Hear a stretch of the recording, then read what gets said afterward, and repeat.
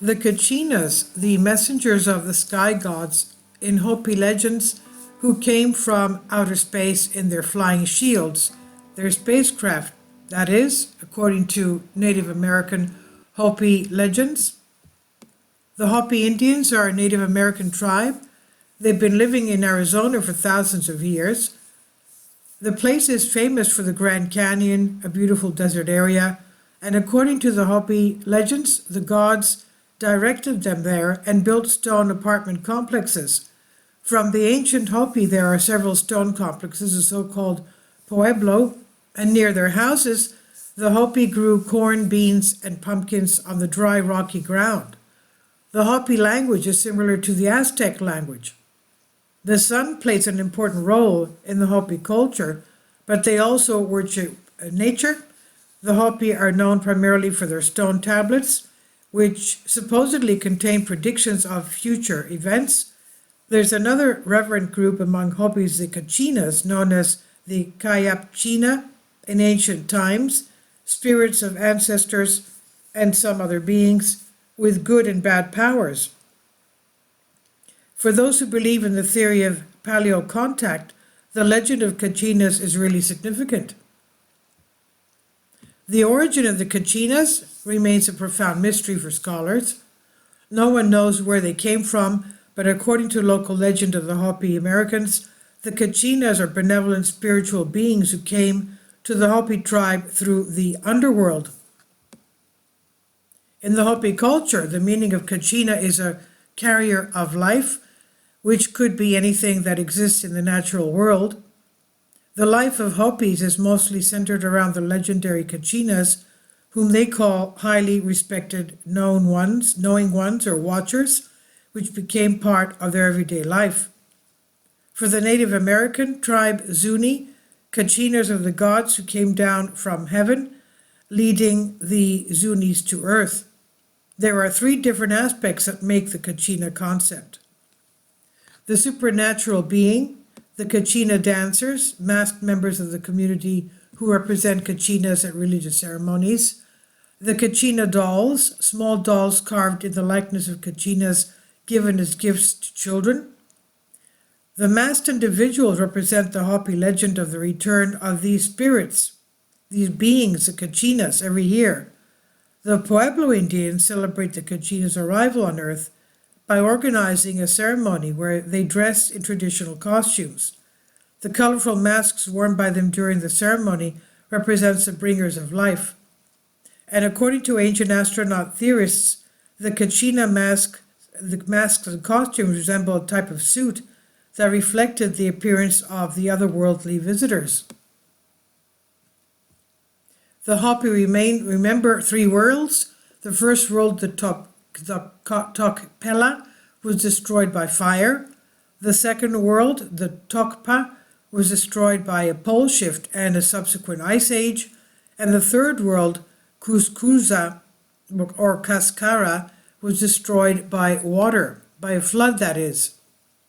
But there is a fourth world, according to the Book of the Hopi, by Frank Waters, that we currently inhabit. The Hopi said that they have been brought to the fourth world by the Kachinas because they obeyed the law since the first world. Austrian NASA engineer Joseph Blumrich once asked the Hopi where the Kachinas had come from. They looked at the sky and pointed at the Ursula Major, the polar bear star constellation. The tribe believed that the Kachinas had come from another planetary system. In other words, they were sky gods. In his book, Kaskara und die Sieben Welten, Kaskara and the Seven Worlds, Blumrich explains, the Kachinas can be visible, but sometimes they are invisible. They come to us from outer space. They do not come from our own planetary system, but from other planets far away. It would take generations for our astronauts to get there. The Hopi name for these planets is Tunnautaka. This means that they belong closely together, not in a physical sense, but in a spiritual sense. Because all their inhabitants have the same responsibility, they all work closely together.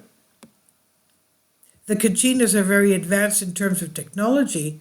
They're able to travel long distances within seconds and their ship operates with magnetic force even when orbiting the Earth. Interestingly, the Kachinas are categorized into different ranks according to their abilities. The most important Kachinas are called Wuyas, which means deity, but they are the only lower class gods that communicated with humans, while others are creators, their legend says. The stories of star children are quite common in the Hopi and other Native American cultures. According to Brian Burkhart, a professor of American Studies at California State University, a star and a human being joined together, and a child was born from that union. When the child reached age 6, the tribe knew the visitors from the sky could return for them. If not, they would sometimes become tribal elders, even at a young age. Ancient origin rites. According to the Hopi's traditions, the survivors of the flood of the previous world spread into different places under the guidance of Mauso, who, following his sign in the skies, when Mauso landed, he drew a petroglyph showing a lady riding on a ship without wings in the shape of a dome. This petroglyph symbolizes the day of purification, when the true Hopi will fly to other planets in those ships without wings. Either flying shields or ships without wings. The message is clear. Identifying something using such descriptions clearly refers to what today we know as unidentified flying objects, UFOs, that is.